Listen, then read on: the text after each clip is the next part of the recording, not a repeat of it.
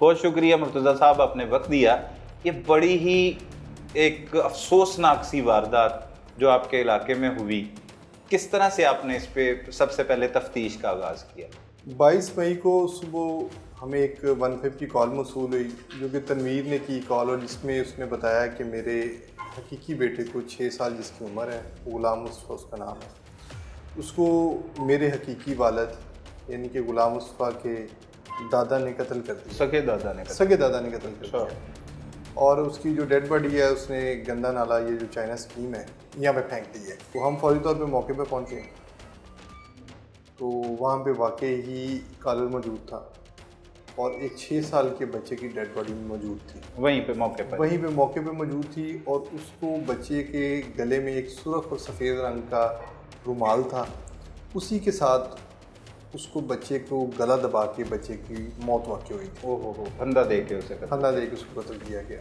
इसका जो हकीकी दादा है, नज़ीर अहमद जिसका नाम है, वही इस बच्चे का असल में कातिल है, और उसी के ही उसके ऊपर ही इसकी FIR दर्ज हुई, नामजद। अच्छा, मुकदमा कत्ल का उसके खिलाफ ही दर्ज हुआ, ठीक है।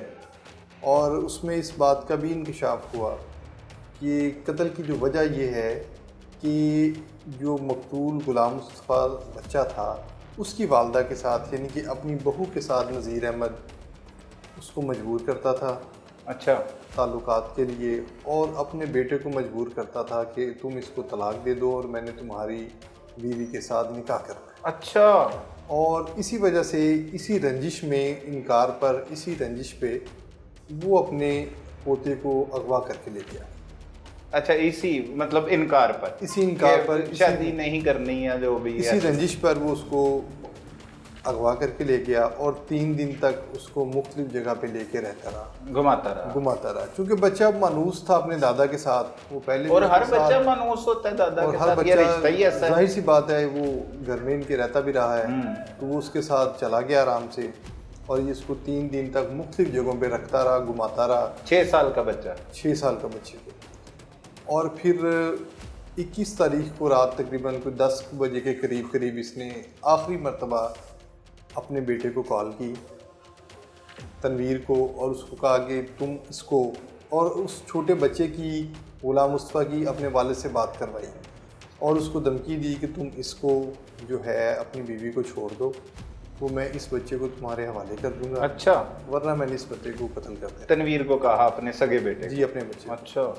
और फिर उसके कुछ देर बाद ही इसने उसी रुमाल के साथ जो इसके ज़ेरे इस्तेमाल था, उसने इनकार किया इस बात से? उसने इनकार किया कि ऐसा नहीं हो सकता। और फिर उसी इनकार पर इसके पास जो अपना रुमाल था, जो इसने अपने गले में रखा हुआ था, जिसको गले में ये डालता था, उसी रुमाल के साथ इसने उस बच्चे को गले में डाल के और उसको फंदा दे के, गले से उसको दबा के, उसी रुमाल के साथ तो उसको जो है बच्चे को कत्ल किया। सही। और ख़ुद मौके से फ़रार हो गया। जब बच्चा 3 रोज़ तक इसके पास रहता है और वो बच्चे को अगवा कर लेता है, दादा ले जाता है, इनकी मर्ज़ी से तो नहीं लेके जाता, मतलब बाहर से ही या घर के बाहर से ले जाता है, तो ये कोई अंदराजे मुकदमा के लिए दरख्वास्त नहीं दायर करते या पुलिस को इतला नहीं देते उस हवाले से? असल में चूँकि वो इनके घर का ही फ़र्द था और बच्चा पहले भी उसके साथ चला जाता था, और शायद इसके बेटे को भी ये उम्मीद नहीं थी कि ये मेरे बच्चे को और अपने पोते को कत्ल कर सकता है, या उसके साथ इतनी नुकसान पहुंचा सकता है, इतनी घिनौनी हरकत कर सकता है। तो वो बस इनके साथ आपस में गुफ्तगू होती रही इनकी बाप बेटे की कि तुम घर में ले आओ, और ये इसको यही कहता रहा है पहले शुरू में कि मैं इसको घर ले आऊँगा, मैं ले आता हूँ, ये मेरे साथ है। और फिर इसने बच्चे की बात भी करवाई वालिद के साथ, जिसमें उसमें बच्चे ने बताया कि मैं दादा के साथ हूँ, हम रात कभी हॉस्पिटल में गुजारते हैं, कभी रेलवे स्टेशन पे गुजार लेते हैं, खाना शाना भी खा लेते हैं। सही। और वो इसने इसको मुतमिन रखा हुआ था। सही। और फिर जिस रात को ये वक़ूआ हुआ है, उस दिन उसने अपने बेटे को फ़ोन करके पहले यही कहा है कि मैं इसको घर वापस लेके आ रहा हूँ। अच्छा, लेके आ रहा हूँ। वो उसको मुतमिन रखा, और फिर आखिरी कॉल जब उसने इसको करवाई है अपने पोते की, अपने बेटे से बात करवाई है, तो उसमें इसने कहा कि तुम इसको अपनी बीवी को छोड़ दो, अगर नहीं छोड़ोगे तो फिर मैं इसको कत्ल कर दूँगा। अच्छा। और उसके बाद फिर इसने अपनी बात को अमली जामा पहनाया और बच्चे को हकीकतन उसने कत्ल कर दिया। सही। तो बीवी जो उसकी बहू थी, उससे भी इसने बात की है कि तुम मेरे साथ शादी कर लो, या उस दौरान जब ये फ़ोन पे उनसे बात कर रहा था बार इसकी बात तो अपने बेटे से ही होती रही है। और इसकी जो मकतूल की वालदा है, मकतूल जो बच्चा है इसकी जो वालदा है और उसकी जो बहू थी, उसको भी हमने शामिल तफ्तीश किया था। उसने भी अपना बयान दिया है कि ये मुझे हरासा करता था, अच्छा, और मजबूर करता था, और मेरे इनकार पे इसने मेरे बच्चे को कत्ल किया। सही। अच्छा, इससे पहले जो मुलजिम एक कहानी भी सुनाता है कि मतलब जैसे उसके घर वालों ने उसे घर से निकाल दिया, वो बातें भी कुछ आपके सामने आई हैं कोई तफ्तीश में? जी, कोई ऐसा वकूआ? वो इस तरह से है कि इनके घर के में कुछ मामला शायद घर वालों के इल्म में थे, सही, तो उन्होंने इसको घर से निकाला था। लेकिन ये मामला पहले के थे और फिर इसको घर से निकाल दिया, फिर ये घर वापस आ गया। तो इसकी फैमिली के अंदर ये टेंशन तो थी, या ये मामला हो तो रहे थे, लेकिन ये चूँकि माशरे में हमारे में ये इस तरह के मामला शायद रिपोर्ट होते नहीं हैं, या उनको रिपोर्ट करना हम इंसल्ट समझते हैं, या जो भी उनके पीछे वजूहात थी, वो उस वजह से वो मामला रिपोर्ट नहीं हो सके। सही, जिसकी वजह से फिर ये मामला मज़ीद ख़राब हुए, और फिर जब ये वापस आया उनसे माफ़ी मांग के कि मुझे आप घर में रहने दें और मैं आज के बाद ऐसी हरकत नहीं करूँगा, तो शायद ये आया ही इसी इरादे पे वापस था कि मैं इनको कोई नुकसान पहुँचाऊँ, और फिर इनके बच्चे को लेके जाना और फिर आखिर में उसको कत्ल करना। ये इसकी जो है, इसकी ज़हनी तौर पे जो है इस बात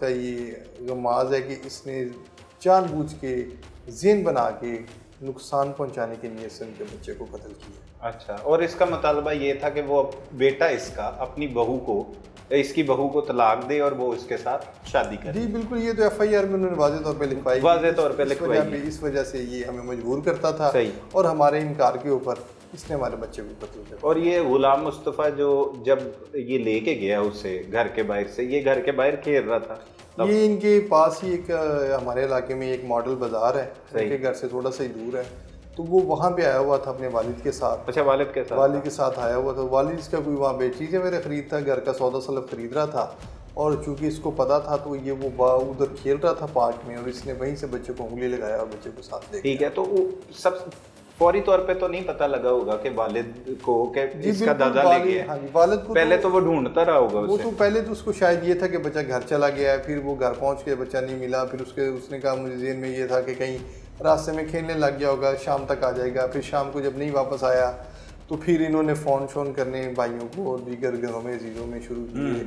फिर इसी दौरान इसका अपने वालिद से रब्ता हो गया, और फिर इसके वालिद ने इसको बताया कि मैं तुम्हारे बेटे को ले आया हूँ और कोई बात ऐसी नहीं है, हम ज़रा इधर घूमते फिरते हैं, और फिर मैं तुम्हारे बच्चे को तुम्हारे पास वापस ले आऊँगा। सही है। और इस तरह से इनको 2 दिन तसल्लियाँ देता रहा, और तीसरे दिन उसने बच्चे का मर्डर कर दिया। सही। तो मुर्तज़ा साहब ये बताइएगा कि ये जो बच्चा था तनवीर का ये इकलौता बेटा था, इससे पहले कोई औलाद नहीं थी इसकी?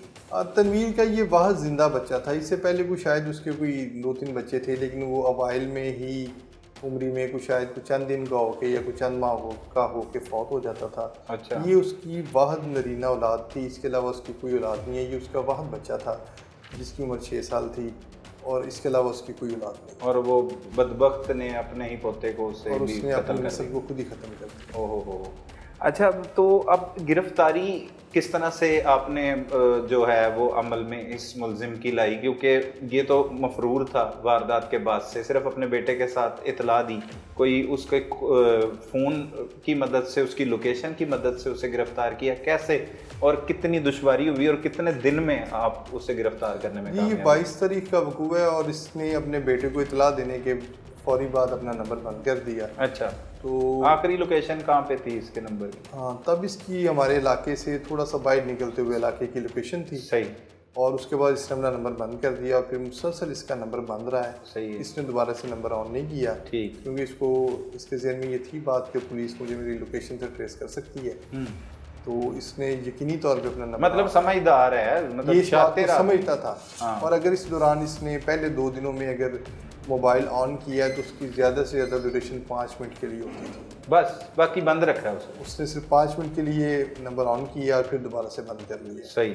तो उसके बाद हमने जो है इसकी तलाश जारी रखी, मुमकिन तौर पे जिन जगहों पे ये जा सकता था, मिल सकता था, लाहौर के जो दाखिली और ख़ारजी रास्ते थे वहाँ पे हमने चेकिंग स्टार्ट करवाई, CFCT कैमरास की मदद ली, लोकल CCTV फुटेज से हमने चेकिंग शुरू की। फिर जब हम म्यू हॉस्पिटल के कैमरा जात को चेक करते हुए पहुंचे तो फिर वहां से एक फुटेज हमारे सामने आई कि जिसमें ये बच्चे को लेके तो हॉस्पिटल के अंदर फिर रहा है। बिल्कुल वो CCTV और फुटेज मंजर उसी है। फुटेज में उसने जिस रुमाल के साथ इस बच्चे का मर्डर किया है वो रुमाल इसने अपने गले में डाला हुआ है और अच्छा। उसी रुमाल के साथ फिर इसने बच्चे को कत्ल किया। बेदर्दी के फिर साथ। वहीं से वो लीड हमने ली, इर्द गिर्द के इलाकों में तलाश शुरू की सही। और फिर 29 तारीख को सुबह फर्स्ट टाइम हमें इस चीज़ की इतला मिली कि इसकी एक जगह पे मौजूदगी की हमें इतला मिली। फिर सही। वहाँ पे हमने रेड किया और उसको बाद काफ़ी दुश्वारी और जद्दोजहद के बाद हमने इसको चेज़ करके बाकायदा इसको हमने गिरफ्तार किया। कत्ल की वारदात के 5वें या 6ठे रोज आप इसे जी पकड़ने 22 का- को ये हुआ हुआ तकरीबन 29 तारीख को हमने इसको गिरफ्तार कर लिया। गिरफ्तार कर लिया।